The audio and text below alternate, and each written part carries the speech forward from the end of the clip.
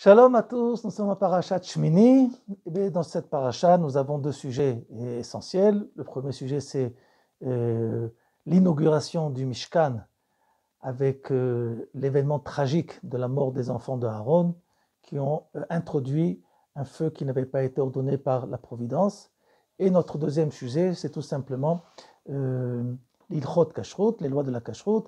Quels sont les animaux, oiseaux, poissons, insectes qui vont être permis ou interdits à la consommation, ainsi quels sont les ustensiles que nous pouvons cachériser ou pas, comme par exemple l'argile.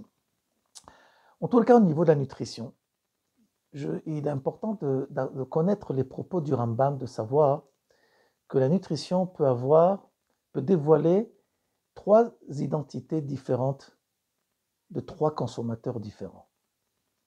Nous allons avoir quelqu'un qui va consommer pour la simple et unique raison qu'il a faim. Il y a un manque dans l'estomac qui demande à être rempli. Dit le Rambam, et si c'est l'unique raison de la nourriture, et je ne vois pas tellement de différence avec le monde animal, avec la vache par exemple, parce qu'elle aussi, la raison essentielle et unique pour laquelle la vache va brouter de l'herbe et manger, c'est parce que tout simplement, elle veut se rassasier et elle veut combler ce fameux trou dans l'estomac. Donc, il n'y a pas tellement de différence entre toi et une vache, même si c'est un bilan qui fait un peu mal, mais il est juste et réel. Deuxième consommateur, nous avons affaire à quelqu'un que ce qui l'intéresse n'est pas uniquement d'assouvir une certaine faim, mais tout simplement d'être en bonne santé, et que cette personne, par cette prise de conscience et par une étude sérieuse du dossier, va commencer à voir quelles sont les protéines, les calories et les qualités ou les défauts qui peuvent exister, des facteurs nuisibles qui peuvent exister dans les aliments. Et en fonction de cela, parce qu'il va choisir quoi manger, combien manger, quand manger. Il va équilibrer sa nourriture. Il dit le Rambam, et nous sommes tous d'accord que nous avons affaire à un consommateur complètement différent de notre premier consommateur. Là, nous avons affaire à un consommateur sérieux, qui est animé par une inquiétude sérieuse, que ce qui l'anime, c'est l'envie de vivre, d'être en bonne santé. Et donc, ce consommateur va un petit peu transformer sa cuisine en une sorte de laboratoire de qualité de la nourriture et qualité de la vie. Mais entre ces deux consommateurs, il peut vraiment avoir un débat qui est, est-il préférable de vivre peu avec tous les plaisirs de la vie ou à long terme avec privation des plaisirs de la vie? Question que jusqu'à maintenant, la société est divisée sur ce sujet. Le Rambam nous invite à la réflexion. Existe-t-il un troisième consommateur? Et le Rambam dit que oui, il y a un troisième consommateur. Il y a quelqu'un qui va se nourrir, pas uniquement parce qu'il a faim, pas uniquement parce qu'il va être en bonne santé, parce qu'il ne voit pas de finalité par elle-même d'être en bonne santé. Pourquoi être en bonne santé? Quel est le but d'être en bonne santé? Mais qui va nous enseigner le Rambam. Il y a quelqu'un, ce consommateur en troisième classe, qui veut être en bonne santé parce que c'est une condition sine qua non pour être un soldat à la mise de Dieu, au service de Dieu.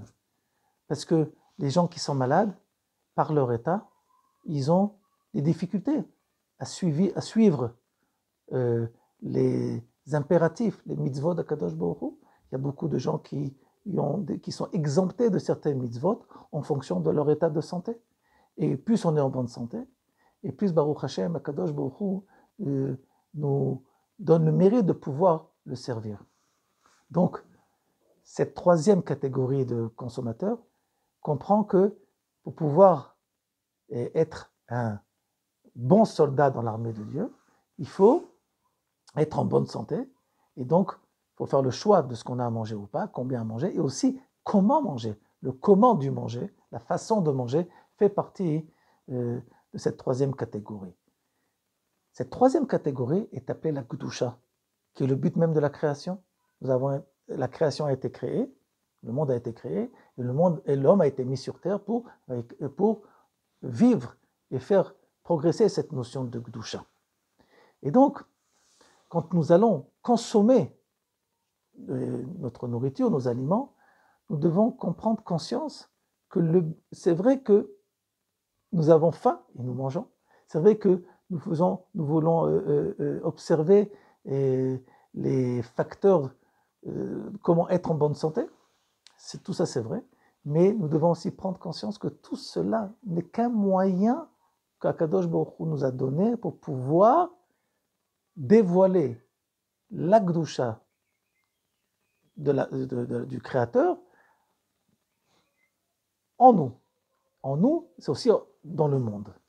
Et si on comprend cela, on comprend qu'est-ce qui se passe aussi quand nous mangeons. Quand nous mangeons au niveau biologique, une partie de la nourriture, après la digestion, va rester en nous, va se transformer en nous, va faire partie entière de notre personnalité, notre sang, notre chair, et ainsi de suite. Et ce qui ne peut pas être intégré en nous va être éliminé par les excréments. Et donc notre corps au niveau biologique fait le tri dans la nourriture.